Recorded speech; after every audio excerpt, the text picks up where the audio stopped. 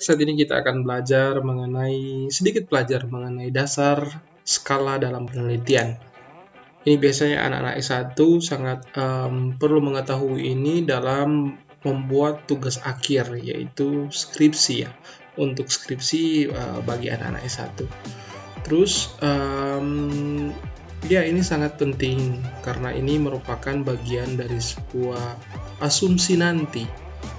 Jadi dalam hasil penelitian nanti kita ada pengujian statistik, dan pengujian statistik itu berdasarkan skala penelitian.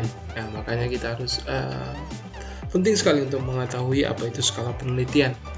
Dalam skala penelitian itu dikenal atau sering disebut Noyer. Noyer itu merupakan akronim dari nominal, ordinal, interval, dan rasio. Dalam pengujian statistik, uji akan kita pakai banyak bergantung pada skala ini, pada Noyer ini. Ada penelitian yang uji statistiknya menggunakan kategorik, ada yang menggunakan numerik. Kalau misalnya kita menggunakan kategorik, itu kita pakai skala nominal dan ordinal. Sedangkan untuk numerik, kita pakai skala interval dan rasio. Untuk kategorik dan numerik, kita akan diskusi lagi di video selanjutnya. Tapi untuk yang saat ini, kita akan mengetahui dulu secara dasar ya mungkin. Apa itu nominal, ordinal, interval, dan rasio. Mungkin dari namanya kita sudah bisa memikirkan nominal itu seperti apa, ordinal, interval, dan rasio. Oke, kita lanjut. Nominal. Nominal merupakan skala pengukuran paling sederhana atau tingkatan paling rendah di dalam suatu penelitian. Skala ini hanya digunakan untuk memberikan kategori saja. Ya, dia kategori. Nanti kita lanjut. Kita lihat selanjutnya. Peneliti akan mengelompokkan objek, baik individu ataupun kelompok, ke dalam kategori tertentu dan disimbolkan dengan label atau kode tertentu. Kemudian, angka yang diberikan kepada objek hanya memiliki arti sebagai label atau pembeda saja dan bukan untuk menunjukkan adanya tingkatan. Jadi bukan berarti A lebih tinggi dari B, B lebih tinggi dari A, atau 1 lebih tinggi dari 0, 0 lebih tinggi dari A. Ini tidak menunjukkan tingkatan. Jadi coding yang digunakan atau pengganti kalimat, pengganti kata yang digunakan itu kayak berupa angka, bukan berarti yang satu lebih tinggi daripada yang satunya. Jadi tidak ada lebih tinggi, lebih rendah di sini. Misalnya contoh ini, ya 1 dan tidak 0. Jadi ya itu bukan berarti lebih tinggi dari tidak atau sebaliknya. Tidak bukan berarti lebih tinggi dari ya. Dalam hal ini coding 1 dan 0. Jadi ini hanya seperti contoh misalnya pria dan wanita. Bukan berarti pria lebih baik dari wanita atau wanita lebih baik dari pria. Tidak. Ini hanya pengkelompokan saja atau pengkategorian. Dikotom. Jadi dibuat dua terpisah, ada pembeda, mana pria, mana wanita. Biasanya diberi kode, di kode apa saja, mungkin bisa kode juga A atau B, whatever. Tapi kalau misalnya masuk dalam SPSS, kita harus buat dalam bentuk angka kan. Tapi dalam hal ini, misalnya pria dengan kita kode 1, wanita kita kode 0, 1 dan 0 ini tidak memiliki arti lebih tinggi atau lebih baik, lebih rendah atau lebih jelek, tidak. Hanya pembeda saja. Terus kita masuk ke ordinal. Ordinal merupakan skala pengukuran yang sudah menyatakan peringkat antar tingkat dibandingkan dengan nominal tadi. Maaf batuk. Ordinal ini sebenarnya sama juga. Kita ada pengkategorian, tapi bedanya ini sudah ada tingkatan. Tapi bukan berarti kelipatan. Nah, beda juga kalau kita cerita kelipatan. Dan ini juga meskipun ada tingkatan bukan berarti yang satu lebih baik atau yang satu lebih buruk. Oke, lanjut saja ya. Nanti kita lihat nanti slide-nya. Skala ordinal ini memiliki tingkatan yang lebih tinggi daripada skala nominal, karena skala ini tidak hanya menunjukkan kategori saja, tetapi juga menunjukkan peringkat. Iya, ada peringkatnya. Kalau peringkatnya secara harfiah kita sudah bisa memikirkan apa itu peringkat kan. Di dalam skala ordinal, objek atau kategorinya disusun berdasarkan urutan tingkatan. Dari tingkat terendah ke tingkat tertinggi atau sebaliknya dari tingkat tertinggi ke tingkat terendah. Mungkin ini kita sering temukan dalam skala Likert ya. Misalnya contoh begini. Ini ordinal ya. Sangat tidak setuju, tidak tahu, setuju, sangat tidak setuju. Sangat setuju, maaf. Ya, seperti itu. Terus di sebelah kanan ada sangat puas, puas, kurang puas, tidak puas, sangat tidak puas. Nah, yang di sampingnya itu kode yang kita berikan. Atau misalnya ordinal, misalnya begini. Ada variabel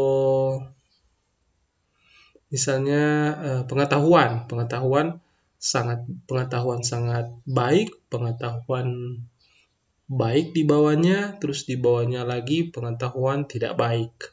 Ya, kurang lebih begitu. Jadi ada tingkatan. Atau sebaliknya, kita susun pengetahuan tidak baik paling atas, terus di tengah baik, yang di bawah sangat baik. Tapi biasanya kalau kita dalam uji statistik positif kita kasih di yang paling pertama. Jadi seperti itu. Jadi kalau kita mau kembali lagi ke nominal tadi, nominal ini hanya bentuk dikotom yang kita buat sebagai pembeda. Ordinal juga sama seperti itu, tapi bedanya ada tingkatan. Bukan hanya 2, jadi ada lebih dari 2, 3, 4, dan seterusnya. Untuk membahas skala begini sebenarnya lebih luas, tapi kita dasar-dasarnya saja. Meskipun nilai sudah memiliki batas yang jelas, tapi belum memiliki jarak selisih.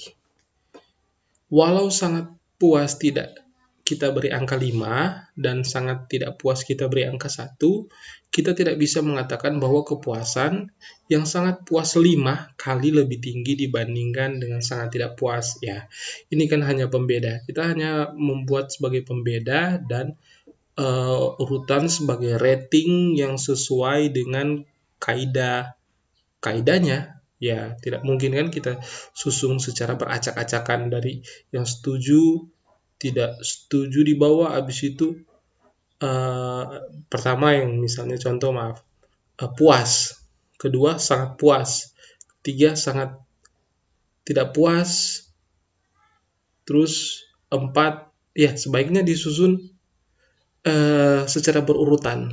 Jadi sangat puas, baru puas, tidak puas, sangat tidak puas, atau sebaliknya sangat tidak puas, puas, sangat puas. Nah, begitu. Jadi ini hanya sebagai pembeda yang sesuai dengan ratingnya, sesuai dengan urutannya, sesuai dengan peringkatnya.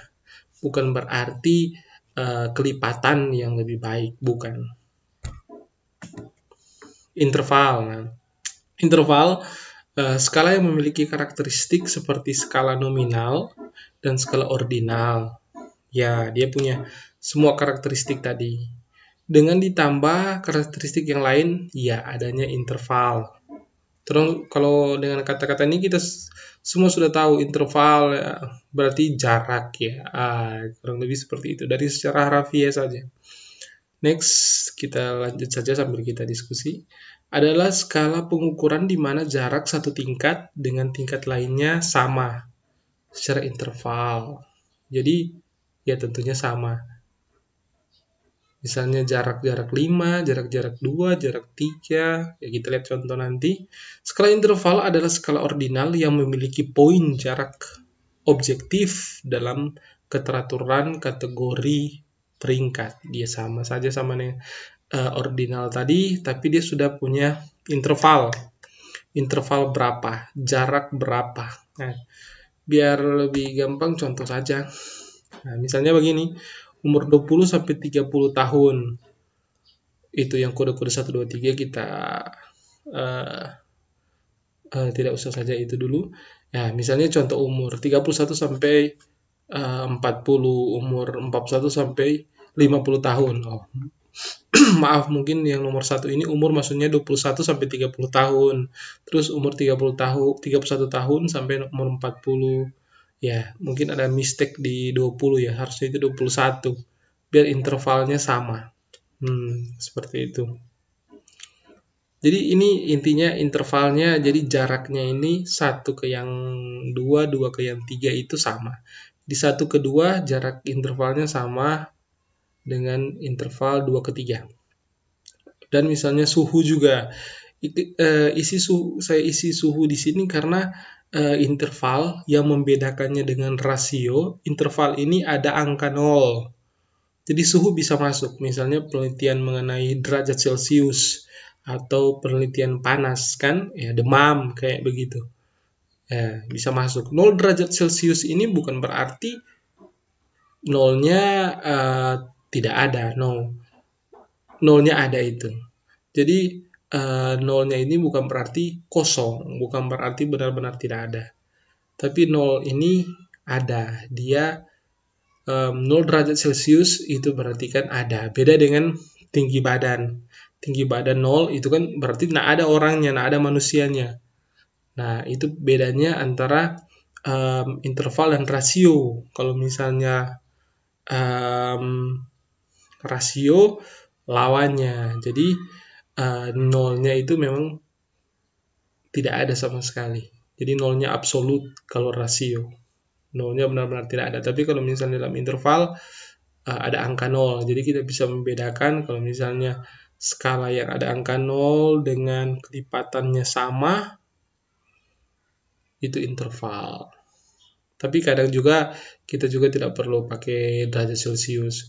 Itu yang lain aja. Yang penting DP kelipatan sama, itu interval.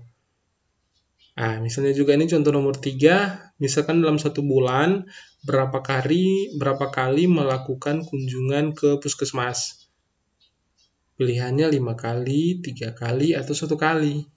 Nah, kalau dari angka-angka ini kita dapat lihat kan, ada interval 2 di antara 5 dengan 3, ada interval 2 antara 3 dengan 1. Nah, ada jarak 2, 2, 2. Nah, inilah.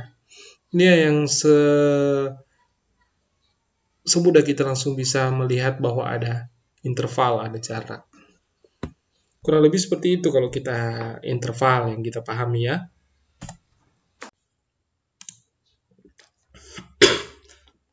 Oke, saya rasa ini kita next saja ya. Mungkin saya sudah jelaskan tadi.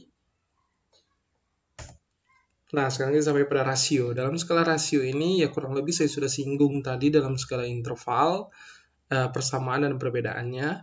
Jadi skala rasio adalah skala pengukuran yang ditunjukkan pada hasil pengukuran yang bisa dibedakan, diurutkan, memiliki jarak tertentu, dan bisa dibandingkan. Ini uniknya ada bisa dibandingkan. Jadi dibandingkan dengan skala-skala lain, hanya rasio yang bisa dibandingkan. Skala rasio merupakan tingkatan skala paling tinggi dan paling lengkap dibanding skala-skala lainnya. Jarak atau interval antar tingkatan sudah jelas dan memiliki nol yang mutlak. Artinya nol yang benar-benar tidak ada ini. Nilai nol mutlak benar-benar menyatakan tidak ada. Misalnya contoh, tinggi badan Agung adalah 190 cm sedangkan tinggi badan Vettinson 95 cm. Pada situasi ini dapat dikatakan bahwa jarak tinggi badan Vettinson dan Agung adalah 95 cm.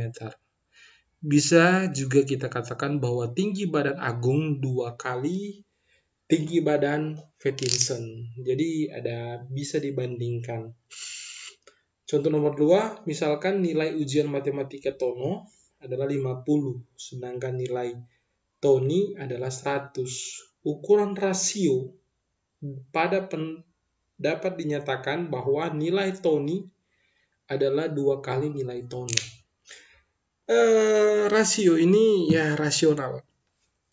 Dia mungkin bisa semuanya tadi kayak nominal interval, nominal ordinal interval masuk, tapi hanya rasio yang bisa dibandingkan A lebih tinggi dari B atau A 2 kali dari B, sedangkan skala-skala lain tidak. Dan uniknya lagi dalam rasio ini, nolnya ini benar-benar tidak ada dibandingkan dengan yang lain, yang interval yang sama-sama numerik. Itu ada kayak derajat Celcius, tapi kalau misalnya semua yang yang nol merupakan tidak ada, kayak tinggi badan atau apa lagi ya, pengetahuan, mungkin nggak ada pengetahuan nol, itu bisa masuk rasio itu. Kalau kita main angka, kalau kita ubah menjadi angka bukan kategori. Apalagi ya semua yang nol tidak ada, itu yang tidak masuk akal, itu tidak masuk dalam rasio. Jadi kalau misalnya rasio itu adalah suatu skala yang bisa dibandingkan, ya kurang lebih seperti itu. Memang kita perlu banyak lagi waktu untuk mengetahui skala ini, tapi untuk saat ini itu saja dulu, nanti kita lanjut dengan diskusi yang akan berkembang. Oke, terima kasih.